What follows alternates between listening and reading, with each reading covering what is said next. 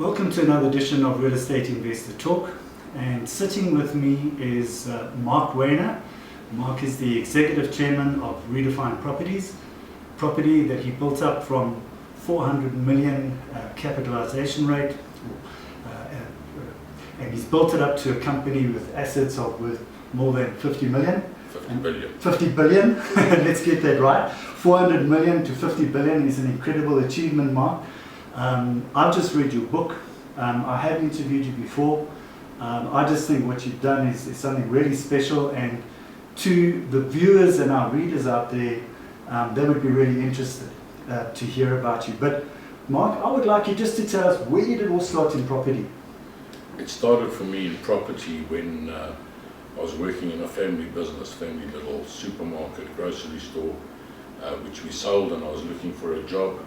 And I responded to an advert for a shopping centre manager in what was then South Africa's first shopping centre. Right. So it wasn't a clearly defined job, but it gave me freedom. I didn't have a boss to say, what time are you taking your tea break or your lunch break today? So that was the appeal. And as somebody said to me, it was sort of a round peg in a round hole. I just found my niche. I love property. Right. And I never looked back. I understand that when you went for the interview, there were other candidates, and when you arrived there, you came up with a solution from day one. Tell us a little bit about that. Well, it wasn't so much a solution. When I wrote a little CV, which wasn't very long because I didn't have much experience, but I was the only candidate who had been to look at the centre. I figured, first of all, I didn't know where Kempton Park was, so I had to find my way there and looked around. So when they started asking me questions, I could answer. This was about the steakhouse or the Dion's or whatever was there, and because I'd been to the centre, I got the job. It seems that you were very well known for doing your sums on the back of a cigarette box. Because give us a little bit of insight into that, because it seems that you can cut to the chase. Yeah, I mean, it's quite simple. So at the end of the day, if you said, here's a building, it costs, the income's 100, if I can increase that to 120, you know you're going to make on your, and let's say you're 30% geared, so you've got 30 invested out of 100, you're going to double your money.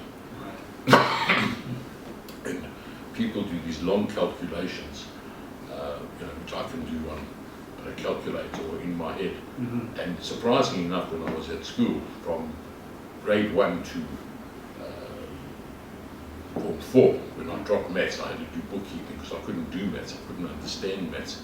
I battled, and now it's second nature, the numbers, and I think it's an indictment on the way we teach our kids, because we teach them by rote, we don't teach them the practicalities.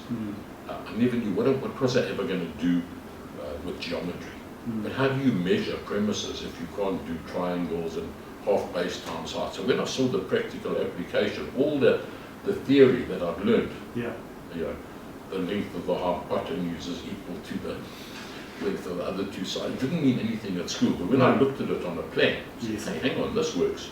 Now I can measure it. I can relate to it. I can relate to it. Yeah. It's so important. Starting point in anything that you do is you've got to do something you enjoy. If you go to work every day and you don't enjoy it, you can never be successful. Sure.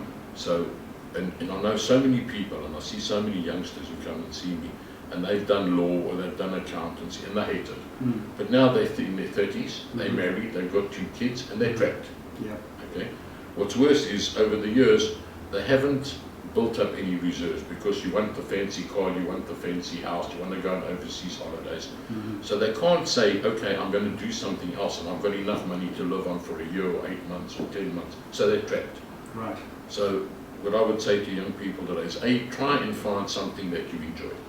What is it? Whatever it might be, and that's what you should be striving towards. Right. Secondly, from the time you start working, try and sort of, give up today for the benefits tomorrow. Try and save a little bit, so that 10 years into your career, if you want to make a change, you can afford to do so, you can afford to take the risk. Or if you want to start your own business, where's the capital coming from? So you need to build up something. But the most important thing is that if you have a dream, you need to follow it. Okay? Follow your dream. If you're passionate, it will be successful. So they were involved in your biggest deal, which was Canal Walk. Am I correct in that? Tell us a little bit about it, because there's so much in that deal. I mean, it's unbelievable, because that, I think, wasn't that which put Redefine on the map? No, so or in Hyprop. No, Hyprop. So yes. what happened was, when I was with Corp Capital, we started Redefine. Right. Corp Capital, which had a property division, was the asset manager. Mm-hmm. We also became the asset manager for the next fund, which we listed was Apex, Right. and we had a third of the management company of Hyprop. And who's going to partner us?